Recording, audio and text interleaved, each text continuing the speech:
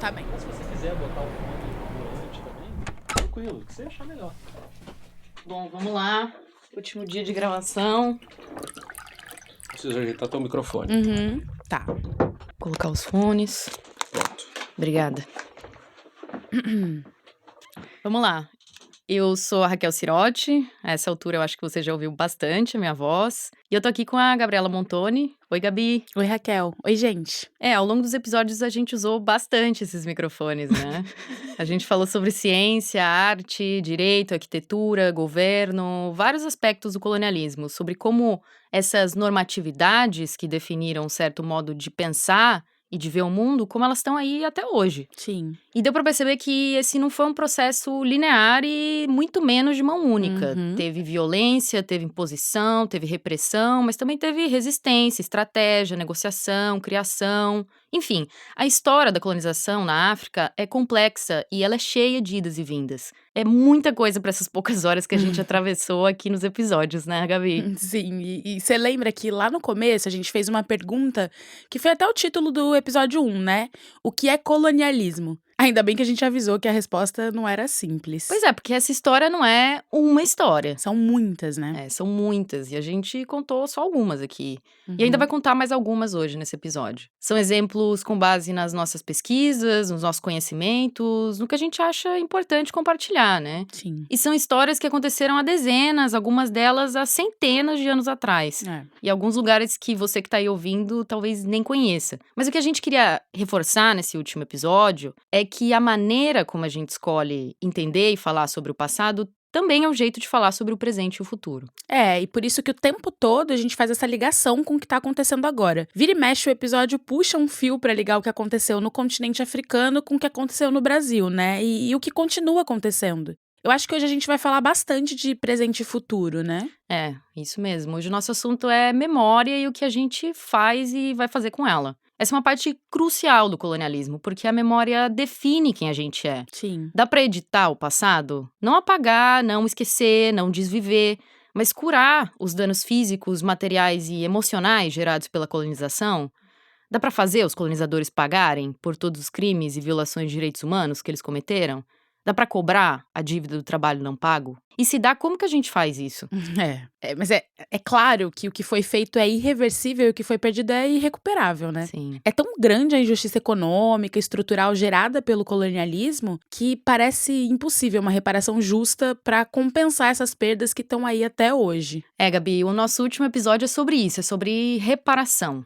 Esse tema tá diretamente relacionado com o presente e com o futuro. E não é por acaso que ele está no centro da pauta de muitas lutas e muitas iniciativas de justiça social e racial que acontecem até hoje na África e em toda a diáspora. Sim, e é por isso que hoje, em vez de começar em algum país da África, a Raquel vai abrir o episódio na Europa, num lugar bem simbólico de uma nação colonizadora. Verdade. E bom, caso alguém ainda não saiba, esse é o Tramas Coloniais. Para abrir esse episódio final, eu vou te levar pro país onde eu moro. A Alemanha.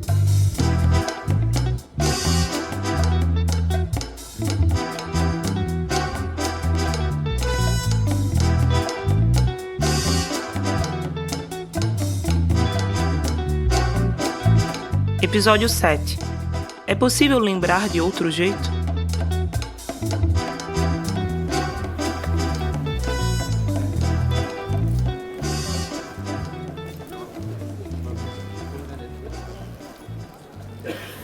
Hi, can I have 2 tickets? For which exhibition? I would like to go to the African exhibition. For those you don't need any tickets. You Ah, can okay. just go upstairs. Okay. With the escalator or Essa exposição que eu visitei em Berlim era gratuita, mas essa não é bem a regra por aqui. Os museus europeus faturam até hoje milhões de euros todo ano, exibindo artefatos da África, muitos deles objetos sagrados. É assim com o Louvre, em Paris, com o Museu Britânico, em Londres, e com esse museu que eu fui visitar em Berlim em agosto de 2024, o Humboldt Forum. Ali dentro estão por volta de 75 mil objetos provenientes de países africanos.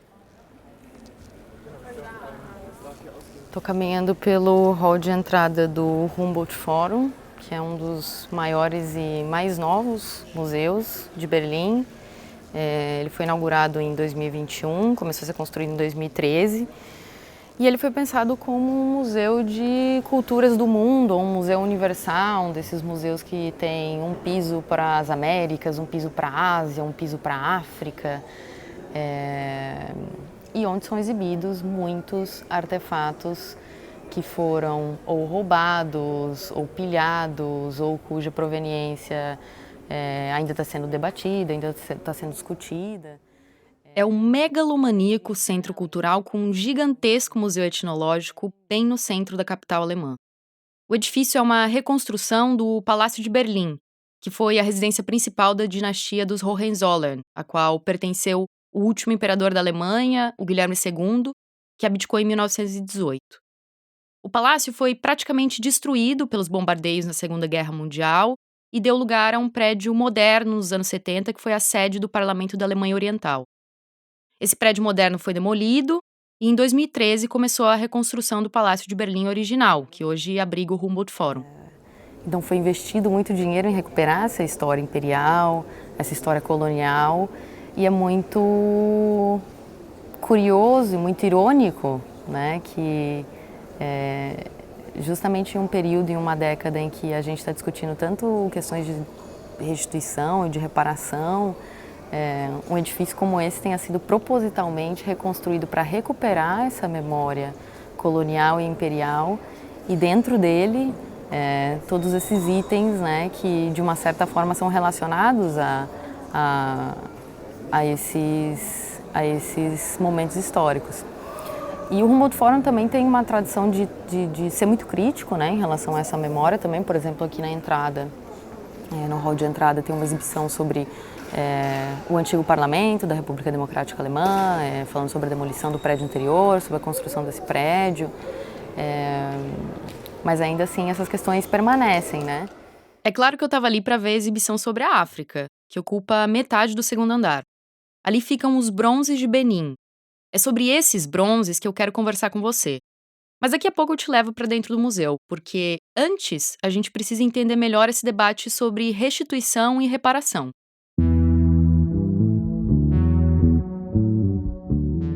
Reparação é uma espécie de termo guarda-chuva que engloba uma série de ações para acertar as contas com o passado. Essas ações incluem correção, compensação ou reparação de erros e crimes históricos, especialmente no contexto colonial, que envolveram violação de direitos humanos e têm impactos profundos no presente. Esses impactos se manifestam de várias formas na vida das pessoas, como a gente mostrou nos episódios anteriores e ainda vai mostrar nesse. O Fórum Permanente dos Afrodescendentes, um organismo criado pela ONU com vários países signatários, incluindo o Brasil, tem a reparação como uma das principais pautas. Em novembro de 2023, a União Africana também se posicionou, afirmando que a reparação é um imperativo moral e jurídico enraizado nos princípios de justiça, direitos humanos e dignidade humana. Predictably, the question of reparations becomes a debate only when it comes to Africa and Africans. Esse é o Nana Akufo-Addo, presidente de Gana, numa conferência na capital Accra em 2023, cobrando reparações financeiras pelo período de escravidão. O documento da União Africana faz diversas recomendações, incluindo a criação de um Fundo Global de Reparações e a restituição de artefatos culturais africanos adquiridos no contexto do colonialismo. Sobre esses artefatos, é bom lembrar que o acervo de um museu vai muito além do que é exibido ao público, né? Geralmente, a gente só vê 10% de um acervo. Então imagina o que significa uma instituição europeia guardar milhares e milhares de artefatos obtidos em circunstâncias violentas ou, no mínimo, suspeitas. Museus etnográficos e etnológicos, como o de Berlim, que deu origem ao Humboldt Forum, surgem dessa pretensão colonial de colecionar, catalogar e sistematizar o que eles chamam de os outros. No episódio 2, a gente mencionou os missionários e os antropólogos. Muitos deles levaram para a Europa não só pessoas, como a gente viu no episódio 4, com aquela história horrível da Sarah Baartman, lembra? as she does the savage dance of Africa.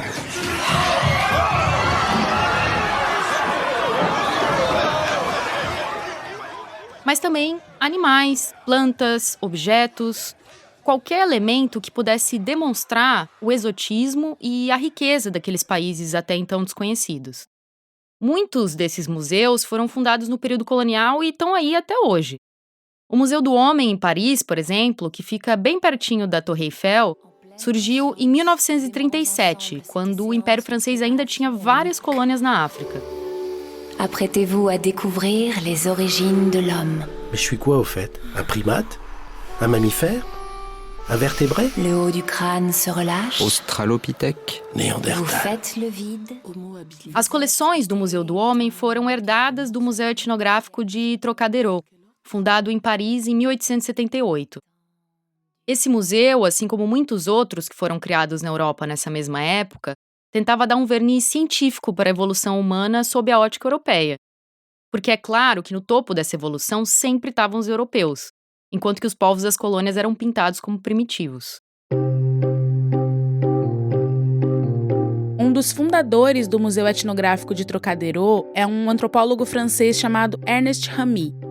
Em 1890, ele publicou um livro sobre as origens desse tipo de museu, e ali ele enfatiza a necessidade de coletar artefatos das civilizações não europeias, incluindo instrumentos musicais, ferramentas, armas, símbolos religiosos e objetos do cotidiano. A preocupação era preservar objetos de culturas que tinham risco de desaparecer. Mas essa discussão, claro, vinha acompanhada de uma boa dose de eurocentrismo.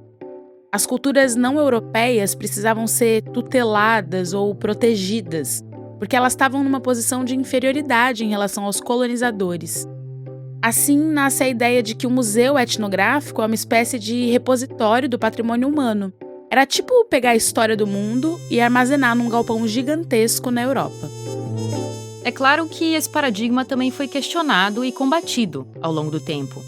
Nas décadas de 1960 e 70, os africanos começaram a se organizar politicamente para cobrar a repatriação dessa herança material nos processos de libertação nacional. Hoje esse debate é muito forte em vários países.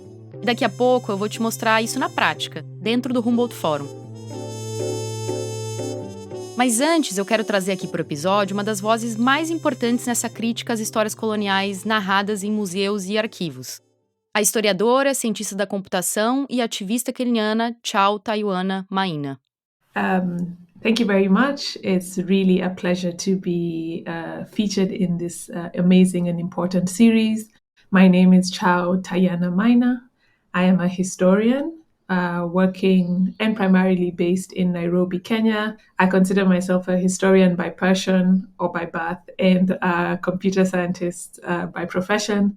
Historiadora por amor, cientista da computação por profissão e especialista em patrimônio africano, desenvolvendo um trabalho incrível com documentários, podcasts e várias ferramentas digitais, ela explica que a luta pela repatriação de objetos não começou agora.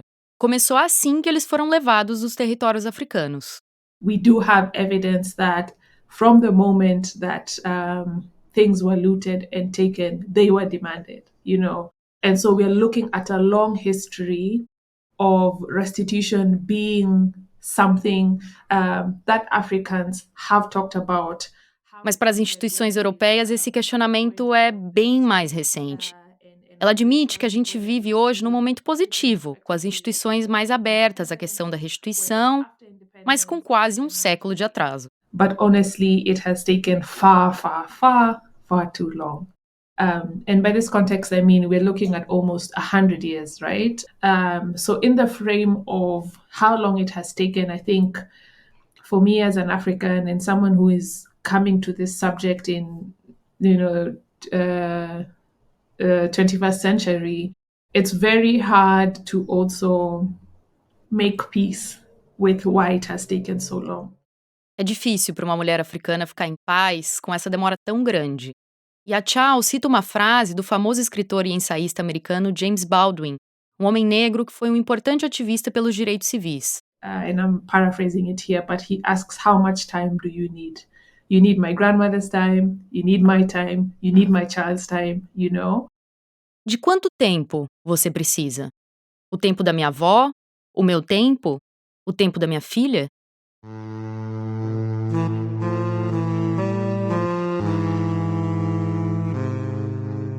Vamos voltar para o Humboldt Forum. Eu vou te levar para o andar onde ficam os bronzes de Benin. Vou falar um pouquinho mais baixo porque agora a gente está dentro de um museu. Acabei de entrar no segundo andar, onde ficam as coleções da África. Na verdade, também ficam as coleções de Oceania e Américas. E logo aqui na entrada tem uma exibição introdutória que chama Questões de Perspectiva,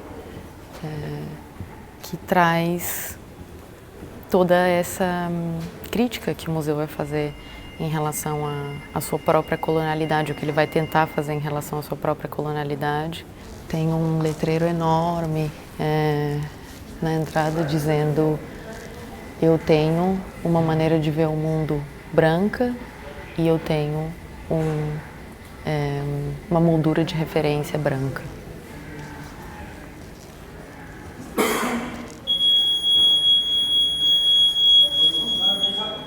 Essa exibição introdutória tinha itens de Camarões e da Namíbia, com fotos, livros, esculturas, mostrando como colonizadores e colonizados enxergam um ao outro, tanto antes como depois do período colonial. Tem uma preocupação do museu de identificar e indicar a proveniência de cada peça.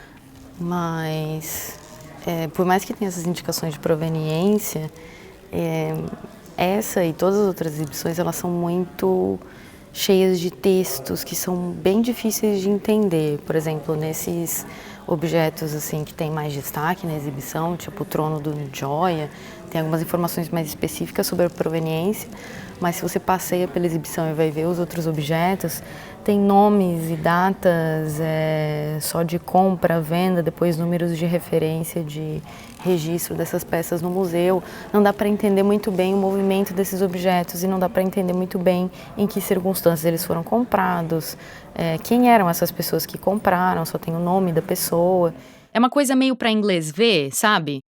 Se você não tem um guia para te explicar, fica difícil de entender de onde vem cada objeto. E falando nesses objetos, agora a gente finalmente vai chegar no lugar onde ficam os bronzes de Benin. Oficialmente, eles não pertencem mais à Alemanha e foram restituídos para a Nigéria. Agora eu estou caminhando pela exibição do Benin, que se chama Benin Passado e Presente, que está muito enfocada nos bronzes de Benin. Aqui devem ter em exibição mais ou menos uns 20 objetos, que são geralmente chamados de bronzes de Benin. O Reino do Benin foi um estado poderoso na África Ocidental que se articulou no século XII. Esses bronzes são em esculturas e placas de metal, aliás, nem todas de bronze, que foram feitas entre os séculos XIV e XVII por encomenda dos reis, ou obás, para decorar o Palácio Real. Em 1897, o vice-cônsul britânico James Robert Phillips liderou uma missão para negociar com o Obá do Benin. Mas isso foi 3 anos depois da Conferência de Berlim, aquela em que os europeus supostamente fatiaram o território africano, lembra? Sabendo disso, os guerreiros do Obá prepararam uma emboscada. Eles mataram o vice-cônsul e toda a sua caravana. Um mês depois veio a retaliação feroz dos britânicos, com metralhadoras e armas de longo alcance para limpar as matas, incendiar as casas e neutralizar a resistência africana. O Obá e alguns súditos conseguiram escapar, mas os invasores tomaram o reino e saquearam o palácio. Os artefatos foram enviados para museus e coleções particulares na Europa e nos Estados Unidos. Em 1919, 580 das 2.400 peças conhecidas do Benin estavam expostas no Museu Etnológico de Berlim, aquele que deu origem ao Humboldt Forum. No início dos anos 2000, a Nigéria passou a tentar ativamente a repatriação dos bronzes. Os esforços se intensificaram a partir de 2010, quando o tema da devolução de artefatos roubados passou a ser debatido com mais intensidade em vários países do mundo. Em 2022, a Alemanha assinou um acordo para devolver mais de 1.100 peças. Hundreds of years ago, dozens of bronze sculptures housed in this museum in Cologne now legally belong to Nigeria and will be returned there in stages over the next few years. Essa é uma reportagem da Deutsche Welle sobre a assinatura do acordo, com direito a um discurso da ministra das Relações Exteriores da Alemanha, Annalena Baerbock, admitindo que foi errado manter os bronzes no país por tanto tempo. It was wrong to take the bronzes. It was wrong to keep them for 120 years. Um ano depois, os primeiros bronzes chegaram à Nigéria. Mas a devolução completa é um processo longo. E como disse a Chao Tayana, a luta não é só para transferir uma peça do porão de um museu para o outro. Moving an object from one museum basement to another museum basement is essentially not the progress that we are asking for. You know, we really need to ask who is defining the terms of restitution. A questão é, quem tem esse poder de decidir como o processo é conduzido? Esse protagonismo sempre teve nas mãos dos europeus, e a devolução não exime esses países da responsabilidade. European institutions have to be willing to listen, and they also have to be willing to, for the first time, not be the ones setting the agenda. As instituições europeias precisam aceitar que, pela primeira vez, não vão ser elas a definir a pauta. Os bronzes que estão ali no Humboldt Forum não pertencem mais à Alemanha. Mas esse não é, ou pelo menos não deveria ser, o fim do processo. Em um primeiro momento, assim, quando você entra na exibição, a única maneira de saber que esses objetos não pertencem mais ao museu e que eles foram restituídos para a Nigéria, para os museus nigerianos, é um símbolo laranja que está na descrição de cada um dos objetos que foram restituídos, que diz que é um empréstimo dos museus nigerianos, né? Um símbolozinho laranja bem pequeno, assim. Cada peça tem uma descrição, dizendo de onde vem aquele objeto, a data em que ele foi esculpido. E uma informação sobre quem coletou ele na Nigéria, né? Não, a gente não sabe muito a história de violência e de roubo que está por trás da existência desses objetos aqui, né? A contextualização está na sala seguinte. Depois dessa sala sobre o passado e o presente do Benin, tem uma outra sala sobre o futuro dos bronzes de Benin, que é uma sala onde não tem exposição de nenhum objeto.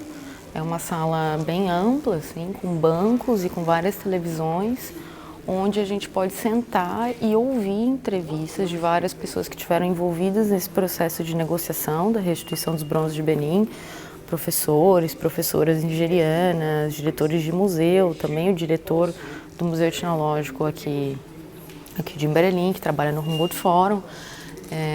Mas também são entrevistas longas, assim, que você tem que estar com muita vontade e atenção para sentar e entender o debate, né? Também tudo explicado através de textos longos. Ou seja, tem uma preocupação clara do museu de reconhecer que esses objetos estão ali por causa do colonialismo e que eles têm que ser devolvidos para os países de origem. Mas, às vezes, da perspectiva de alguém que visita um museu, né, de um visitante, eu acho que é um pouco difícil entender todo esse movimento de restituição e por que ele é necessário se você já não tem alguma informação a respeito, né? A mensagem que está sendo passada ali é que a Alemanha já cumpriu seu papel. Uma certa narrativa de que esse processo já está finalizado e de que o futuro está sendo construído ainda lá na Nigéria, mas que a parte dos alemães ela já foi feita, né? Tudo que poderia ser feito da parte dos colonizadores e das pessoas que reconhecem a importância de devolver e de reconhecer o que foi feito em relação a esses objetos já foi feito. Então, da parte da Europa uma história finalizada, da parte da Nigéria é um futuro que ainda está para ser construído, né?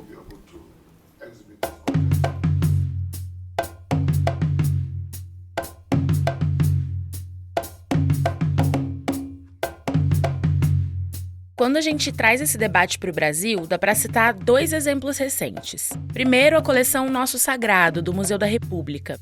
Entre 1891 e 1946, 519 objetos foram apreendidos pela Polícia Civil do Rio de Janeiro em casas de Umbanda e Candomblé. Esse material ficou armazenado no depósito do Museu da Polícia Civil com o nome pejorativo de Coleção Magia Negra. Depois de 3 décadas de reivindicações de líderes religiosos, esse acervo foi rebatizado de Nosso Sagrado e transferido em 2020 para o Museu da República, no Palácio do Catete. Isso não é meu, não é dela, não é dele, isso é da religião afro-brasileira. Estava tudo preso na polícia como se tivesse cometido algum crime. Essa é uma cena do documentário em curta-metragem Respeita Nosso Sagrado, da Quiprocó Filmes. Mãe Meninazinha de Oxum, que liderou a campanha de restituição, está ao lado de vários líderes religiosos, enquanto os técnicos vão abrindo as caixas e mostrando os itens recuperados. São atabaques, fios de contas, roupas ritualísticas. Respeite o nosso sagrado. O outro exemplo foi a devolução recente de um manto tupinambá que ficou no Museu da Dinamarca por mais de 300 anos. O item sagrado de 1,80 m, feito com penas vermelhas de guará, foi repatriado pelo Museu Nacional, vinculado à Universidade Federal do Rio de Janeiro. O manto chegou ao Brasil no dia 11 de julho de 2024 e ficou 2 meses armazenado no museu sem a presença dos indígenas. Os tupinambás consideram o manto como um ser vivo, um ancião. Mas eles só conseguiram fazer a recepção num ritual em setembro. O retorno desse nosso grande ancião, quase 400 anos depois que ele foi levado daqui, é dizer para todo mundo, para o Brasil inteiro, para o mundo todo, que nós estamos vivos.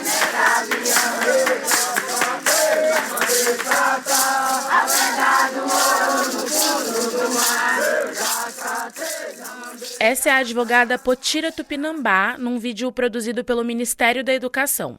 A alegação do museu era que eles precisavam fazer todos os procedimentos necessários para a preservação da peça antes de permitir o ritual dos tupinambás e abrir para a visitação do público. É um argumento parecido com o do Humboldt Forum, que mantém os bronzes de Benin na Alemanha, alegando que a Nigéria ainda não tem um lugar adequado para exibir as peças, e com isso a preservação ficaria ameaçada. Antes de sair do Humboldt Forum, a gente vai dar uma passadinha de novo naquela exibição introdutória, porque ali está o nosso próximo assunto. Um assunto que a gente já visitou nos episódios anteriores, você vai lembrar. Aqui em uma parte dessa exibição introdutória tem uma sessão dedicada só à Namíbia, em que eles falam do genocídio dos Herero e dos Nama, e que também a partir de 2019 pesquisadores alemães e namibianos decidiram entrar em conversas e colaborar para que muitos dos itens da Namíbia que estavam aqui no Museu Etnológico de Berlim, que agora é o Humboldt Forum, fossem devolvidos. E o texto dessa exibição diz que nela não tem nenhum objeto, só tem um filme falando sobre como foi esse processo de devolução dos itens namibianos que estavam na Alemanha para a Namíbia. E agora eu vou parar para assistir um pouquinho o filme.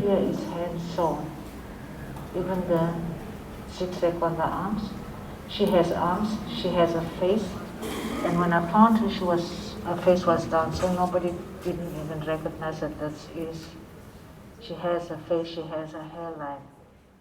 A gente já volta.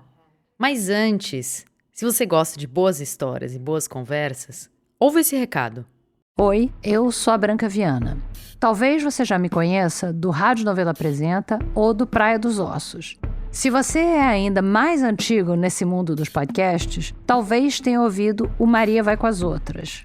Desde que o Maria acabou e que o mundo virou essa loucura onde todo mundo fala e ninguém se entende, eu tenho sentido falta de conversar de um jeito mais demorado com as pessoas, de ouvir novas ideias e de parar para pensar com tempo sobre elas. Por isso, eu criei o Fio da Meada, meu novo podcast. Toda semana eu converso com alguém que tem o que dizer sobre política, cinema, esporte, literatura, enfim, qualquer assunto que a gente possa desenrolar. Quer começar a segunda-feira inspirado para tecer o seu próprio ponto de vista? Fica comigo no Fio da Meada, o novo podcast original da Rádio Novelo, no nosso site e em todos os aplicativos de áudio. Agora que você ouviu a dica do Fio da Meada, vamos voltar para o episódio para falar sobre a memória do genocídio na Namíbia. A Gabi vai te explicar essa história.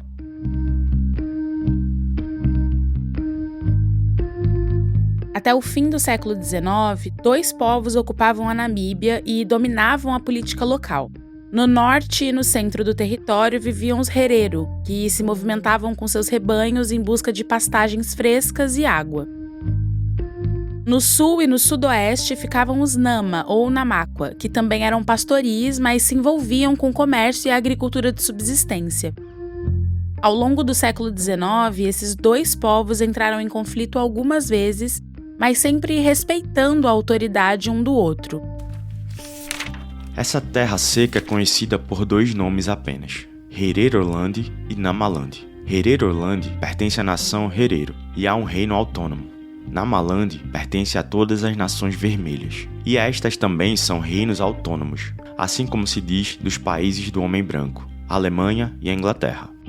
Essa é uma carta escrita em 1890 por Hendrik Witbooi, o líder de um dos mais poderosos grupos Nama, endereçada ao chefe Maharero, que comandava os Herero. Naquele momento, os colonos alemães começavam a ampliar o seu domínio na região. O que você fez agora, entregando-se ao governo dos brancos, pensando que foi sabiamente planejado, isso será para você como carregar o sol nas costas. Duvido que você tenha considerado bem, ou compreendido totalmente o que significa se render à proteção alemã. Duvido que você e sua nação herero entenderão as regras e leis e métodos desse governo, e os aceitarão em paz e contentamento por muito tempo. A carta foi profética. Depois de vários acordos não cumpridos, em 1904 houve uma rebelião dos herero contra o domínio colonial alemão. Quem liderou a revolta foi Samuel Maharero, filho daquele chefe que tinha recebido a carta do líder Nama. As forças coloniais foram pegas desprevenidas e centenas de alemães foram mortos. A resposta foi avassaladora. Sob o comando do general Lothar von Trotha, os alemães promoveram um massacre. Primeiro com fuzilamento, surras e enforcamentos. Depois com a fome e o envenenamento das fontes de água. Aí veio o trabalho forçado nos campos de concentração, principalmente para as mulheres e para as crianças que sobreviveram. Um genocídio que eliminou cerca de 80% da população herero e 50% da população nama.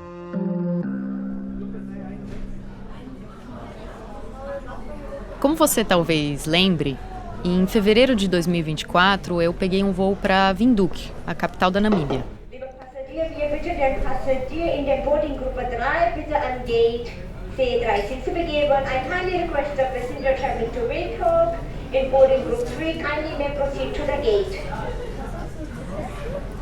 A gente está na fila para pegar o voo para Windhoek e todos os passageiros e passageiras são alemães muito, muito brancos, vestidos com roupas, muitos deles, não todos, mas com roupas de safari, assim, calça caque, jaqueta verde militar, botas. Não tem nenhuma pessoa negra neste voo, nenhuma. É como se a gente estivesse tomando um avião para ir para uma colônia, praticamente, assim, e dá para se ver que as pessoas têm... Uma das pessoas que eu queria encontrar na Namíbia era o Nandi Wasora Mazeingo, o Nandi. Okay, yes, my name is Nandi. Nandi Wasora Mazeingo is my surname. Ele é o fundador da Ova Herero Genocide Foundation, uma organização sem fins lucrativos que luta por reparação para os descendentes das vítimas do genocídio. Antes da entrevista, ele me convidou para um almoço num restaurante de carnes, porque, como um bom herero, é assim que ele gosta de se alimentar. But there were many strategies around extermination of the people. Ali no almoço ele já foi me contando um monte de coisas sobre o extermínio do povo dele. Because concentration camps, much as they were scaled up to industrial level in the European context, they were experimented here. It is here where they were started. Não vai dar para ouvir perfeitamente o que ele diz porque a gente está num restaurante. Mas ele me explicou que os campos de concentração alemães foram testados ali na Namíbia com os herero e os nama antes de serem ampliados em um nível industrial na Europa. Tinha campo de concentração em Windhoek, em Swakopmund, e o mais notório de todos ficava em Shark Island, uma pequena ilha no litoral de Lüderitz. Esse lugar serviu de modelo para os campos de concentração nazistas do Holocausto. Um lugar que o Nandi chama de Campo da Morte. Because that was not even a concentration camp. It was a death camp. Depois a gente gravou uma entrevista, sem o barulho do restaurante, e o Nandi me contou que os hereros sobreviventes do genocídio ficaram submetidos às leis que controlavam a vida de todos os negros da Namíbia. Africanos com mais de 8 anos tinham que usar uns passes metálicos com a coroa imperial, o distrito e o número de trabalho. Eles não podiam ser donos de terra ou de gado, ou seja, não podiam mais fazer o que eles sempre fizeram. This was clear. So we owned nothing. And there was never a return to us. And then we were crammed into what they call little native reserves. And that was just basically meant for us to serve as a pool of cheap labor for the colonial economy. Como ele diz, nunca houve qualquer tipo de reparação pelo genocídio ou pelo trabalho forçado. Uma demanda que se arrasta por várias gerações. Really, this struggle is one that our people have carried across many generations. Probably since they left the concentration camps and realized that their lands have been stolen for good. And so it has always been a talk to say we need to demand our land back. Exigir as terras de volta e as reparações é o que motiva o Nandi.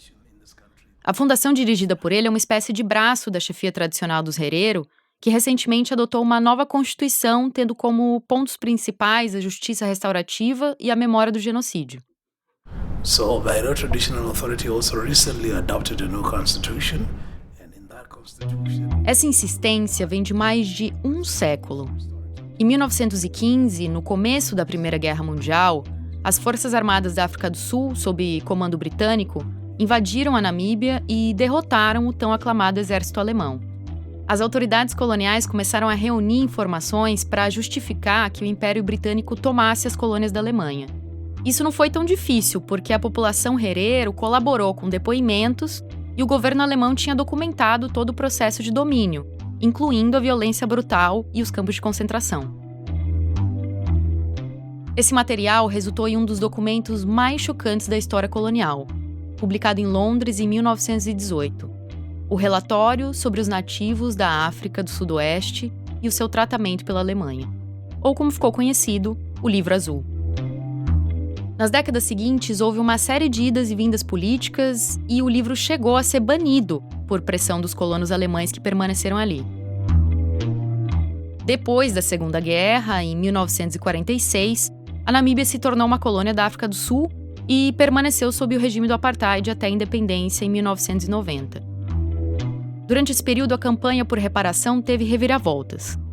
Ela começa de forma intensa, depois é sufocada com violência, até que em agosto de 1999, o chefe supremo dos herero, Kooima Ryaruaku, anuncia a intenção de fazer uma acusação formal de genocídio no Tribunal Internacional de Justiça em Haia. O caso não chegou a ser levado ao tribunal, mas ele abriu a porta para outras medidas judiciais, incluindo 2 processos nos Estados Unidos no início dos anos 2000 e uma outra tentativa em 2017. A justiça americana permite ações por violação de leis internacionais, principalmente quando elas envolvem violação de direitos humanos.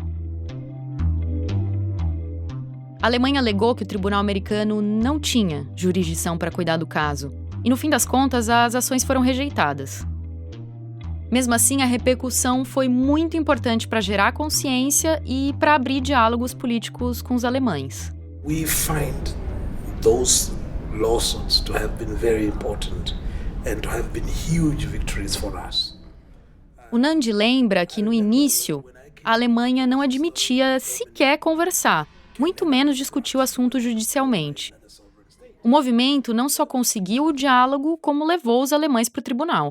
Because the Germans initially they were refusing to even talk. We dragged them to court. They are in court. E no caso dos herero, essa advocacia pela memória e pela reparação não se limita aos âmbitos das grandes instituições jurídicas e políticas. Para te mostrar isso, eu vou trazer de volta uma pessoa que você já ouviu aqui nos últimos episódios. I'm a descendant of the survivors of the genocide, and also my great-grandmother was also a survivor of the concentration camps. Esse é o Laidlaw Peringanda, que, assim como o Nandi, é descendente dos herero que escaparam do genocídio. A bisavó dele é sobrevivente de um campo de concentração. Nos outros episódios, o Laidlaw me acompanhou em alguns lugares da cidade de Swakopmund, A gente falou sobre a loja de antiguidades, ele me levou para conhecer o cemitério, mas hoje a gente vai até o museu que ele criou, o Museu do Genocídio. So we need to preserve the history of our people for the future generation to know about it. Para preservar essa memória, o Laidlaw promove aulas online com várias universidades e tenta inserir a história do genocídio no currículo escolar e nas atividades turísticas da cidade, como as visitas guiadas do cemitério. We also basically demanding some of the human remains in America at the American Museum of National History. Some of the human remains of our people were taken there also. Agora ele também cobra a restituição de itens que estão em museus na Europa e nos Estados Unidos. Já foram recuperados itens sagrados que foram roubados no período do genocídio e estavam no Museu da Suíça. Teve uma descoberta recente de uma pesquisadora alemã que encontrou 300 crânios do povo herero na Alemanha. And 2 months ago, a German researcher told me that she found around 300 skulls of our people, human remains in Germany. A intenção é reunir cada vez mais evidências de que o genocídio aconteceu, porque muita gente insiste em negar, até hoje. O Laidlaw fez uma parceria com arquitetos forenses da Inglaterra que levaram até Swakopmund uma ferramenta de radar para escanear e para encontrar covas. Because there's a lot of German, denialists who are staying in Swakopmund claiming that there were no concentration camps, people were not enslaved, A missão do Museu do Genocídio é reeducar essas pessoas. Swakopmund tem muitos habitantes que são descendentes diretos dos alemães responsáveis pelo massacre. Então, não interessa para eles revelar esse lado da história. O Laidlaw tem dificuldade até para registrar os projetos, porque essas pessoas não aceitam. And some of them are descendants of the perpetrators, and so actually they want to keep the history of Swakopmund as a tourist destination, but not the ugly history of, So, but I think it's very important, people to learn what really happened here, 119 years ago. 119 anos atrás. É uma luta constante contra uma amnésia colonial que passou por vários governos. Só em junho de 2021, Alemanha e Namíbia publicaram o resultado de 6 anos de negociações para reparar crimes do colonialismo. Na declaração oficial, a Alemanha pediu desculpas pelo genocídio e prometeu pagar mais de 1 bilhão de euros ao longo de 3 décadas. Mas esse é um acordo contaminado pelos resquícios do colonialismo. Primeiro, tudo foi feito em sigilo, sem a participação das comunidades afetadas. Depois ficou registrado que o dinheiro não é uma compensação, mas uma ajuda para o desenvolvimento, como se fosse uma caridade. E a cereja do bolo. Apesar do pedido de desculpas pelo genocídio e a afirmação de que a Namíbia aceita essas desculpas, a declaração enfatiza que os crimes não constituíam genocídio de acordo com a perspectiva jurídica da época. Não por acaso, o documento não é reconhecido por boa parte da sociedade civil namibiana e pelos descendentes dos Herero e Nama. Ouvindo tudo isso, imagina o quanto essa rotina é cansativa e interminável para uma pessoa como Laidlaw. Yeah, it is very tiring, and the level of poverty among the people is because of the genocide, and our land were expropriated. So we need to give pressure.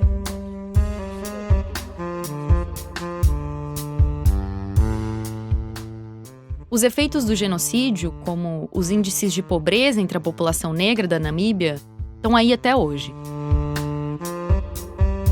Por isso, quando a gente fala em reparação, não é só de reconhecimento e de compensação financeira que a gente está falando. Isso é o mínimo.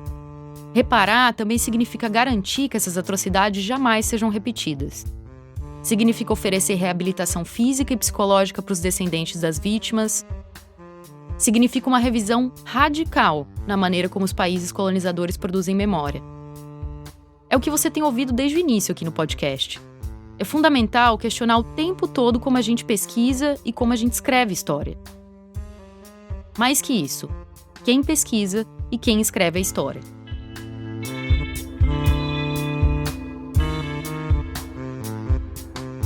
In Africa, we have a saying that until the lion has its own historians, the hunter will always be the victor.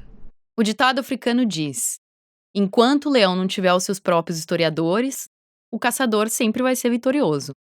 E quem cita esse ditado é uma historiadora muito importante que eu também encontrei na Namíbia.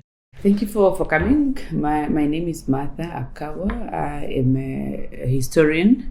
I'm a Namibian historian. I've studied history. A Martha Akawa dirige o Departamento de História, Geografia e Estudos do Meio Ambiente na Universidade da Namíbia. Ela participou de uma série de iniciativas voltadas à crítica e à revisão do passado colonial. A minha ideia era que a gente conversaria sobre a participação dela nesses projetos de reparação. Mas ela me ajudou a entender que não faz muito sentido falar de tudo isso sem reforçar a importância da tradição oral para a grande maioria das sociedades africanas. Então, é claro que todas essas evidências materiais, os textos escritos, os objetos, os bronzes de Benin, as cartas como a que o líder Nama enviou para o chefe dos Herero, tudo isso é muito importante. Mas a gente também precisa considerar a fala, a palavra, as músicas, a história que é transmitida oralmente de geração para geração. I would want to look at discrediting oral history and oral tradition as a Western strategy to discredit how we produce knowledge. Para Martha, o descrédito da história oral é uma estratégia do Ocidente para desvalorizar a maneira como os africanos produzem conhecimento. A Europa, como a gente viu aqui em todos os episódios, sempre quis ter o monopólio dessa produção. And I want to extend it to the issue of sources and where those sources are. Sobre essa questão das fontes de pesquisa, ela lembra que as fontes escritas e materiais são muito mais valorizadas do que as orais. E ela dá um exemplo bem prático. Se um pesquisador está em busca de um financiamento e diz que vai para a África para pesquisar nos arquivos, ele consegue o dinheiro com muito mais facilidade do que se ele disser que ele está indo conversar com as pessoas. Porque é assim que funciona a estrutura enraizada da produção de conhecimento. It is a structure where knowledge production is rooted. And I think as Africans we need to disrupt that. So archives, they are not very instrumental in telling our stories as Africans, because our stories did not find space in the archives in the first place. A Martha explica que os arquivos são importantes, mas não são as melhores fontes para contar a história dos africanos. Porque a história dos africanos, para começo de conversa, nunca encontrou seu lugar nos arquivos. Então é mais do que compreensível que esse assunto das fontes mexa tanto com historiadores do continente. It's very, very, very problematic for me as a historian. So I get very passionate. I'm very sorry when I talk about archives, because for me, very, very selective. They're not representative, because what is archived is not. In fact, we need to start looking for what is not in the archives. Nós precisamos começar a procurar o que não está nos arquivos.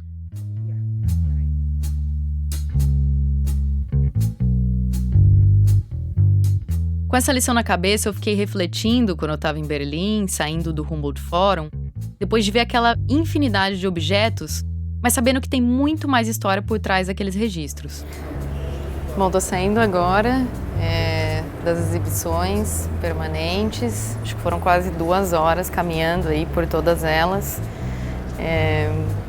E a sensação, óbvio, é muito interessante ver todas essas peças, todos esses objetos e ter a oportunidade de aprender sobre várias coisas que algumas eu conhecia, outras não, né? Mas ainda assim não deixa de ser algo ultrajante. Por exemplo, ver barcos inteiros, casas inteiras em exibição que foram trazidos da Oceania ou peças de ouro da Colômbia, todos os bronzes de Benin que eu acabei de visitar agora, e saber que por mais que tenha esse meta-discurso, né, sobre a responsabilidade dessa instituição, dos colonizadores, dos viajantes, dos geógrafos, ter exibições em que se fala sobre o valor do futuro e sobre o que ele pode ser a partir dessa discussão da restituição, da reparação, não é necessariamente fazer algo nessa direção, né? Eu que hoje moro num país colonizador como a Alemanha, para mim fica claro como tudo aquilo é um movimento necessário, sim, mas também é algo calculado para reparar a própria imagem dos colonizadores. Então essa coisa meio esquizofrênica, assim, né, e meio calculada, né? Ao mesmo tempo a gente quer manter a nossa memória, a gente não quer abrir mão dos significados que foram criados a partir dos nossos nacionalismos, dos nossos interesses. Só que a gente também não quer ser visto como pessoas ruins, né? Que não tem uma sensibilidade para a passagem do tempo. Então é isso. Esse é o Humboldt Forum.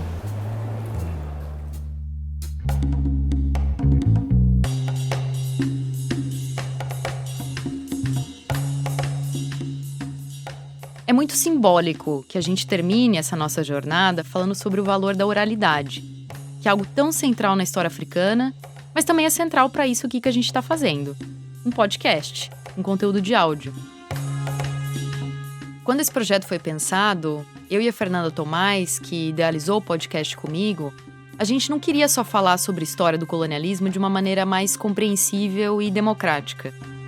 A gente quis também fazer um experimento de produção de conhecimento, mesmo dentro das nossas limitações e das nossas visões. Um conhecimento que não fosse individual, que não fosse eurocêntrico e que não fosse escrito. Na nossa profissão, a escrita ainda é o principal meio, se não o único meio, de publicar as pesquisas e ser reconhecido por isso. Isso pode parecer bem normal, porque afinal é assim que funciona o mundo acadêmico, né?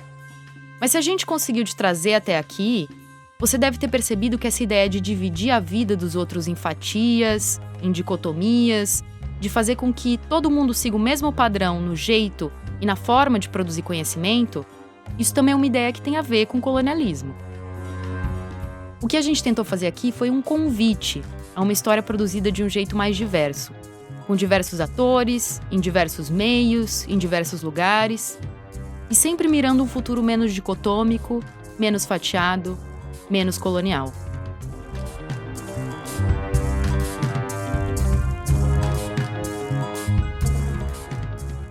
Esse foi o Tramas Coloniais, um podcast sobre a história do colonialismo, com um olhar voltado para o centro do mapa.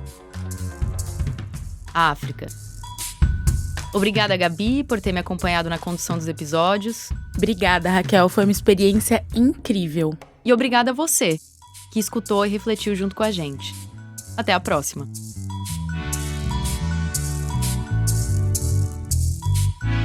Antes dos créditos, um convite. Dá uma passada lá no nosso site, tramascoloniais.com.br. Lá tem um monte de conteúdo extra com fotos e vídeos das coisas que você ouviu aqui. Tem dicas de livros, dá para mergulhar ainda mais no tema. E busca aí por Tramas Coloniais no Instagram, no TikTok, no Blue Sky e no X. Se você ouve no Spotify, dá para avaliar com as estrelinhas e deixar um comentário. Isso ajuda o conteúdo a chegar para mais gente. Eu sou o Rodrigo Alves, eu escrevi os roteiros e fiz a direção geral do podcast, que é uma realização da produtora Escuta Aqui, com apoio do Instituto Max Planck de História e Teoria do Direito, Departamento Regimes Históricos de Normatividade. A idealização é da Raquel Sirotti e da Fernanda Tomás. As duas fizeram as pesquisas e as entrevistas com auxílio do Mauro Manhanghelli, da Caroline Mendes e da Bianca Silva. A Raquel faz a produção e, como você já sabe, apresenta o podcast, acompanhada pela Gabriela Montoni. Na hora de anunciar o título de cada episódio e nas leituras adicionais, você ouve as vozes da Janaína Oliveira e do Caio Santos. A assistência de roteiro é da Gabriela Montoni e do Thales Ramos. Gravações de campo e fotografias foram feitas pelo Marcelo Londonho. A Clara Costa é responsável por toda a edição e pelo desenho de som, com assistência da Giovanna Orsini. A trilha sonora é original, composta pelo Gabriel Falcão. Raquel e Gabriela gravaram as locuções no Estúdio Rastro, no Rio de Janeiro, com a supervisão técnica do Dani Di. E a gente também teve uma consultoria de locução do Tiago Rogero, autor do incrível Projeto Querino. A identidade visual e as capas dos episódios foram feitas pela artista Maiara Ferrão. Procura ela aí no Instagram, na @verdadetropical. O site foi desenvolvido pela Mariana Tavares e a estratégia de distribuição e redes sociais é da Emily Sabino. Eu espero que você tenha gostado. Conta pra gente e espalha por aí. Obrigado e até a próxima.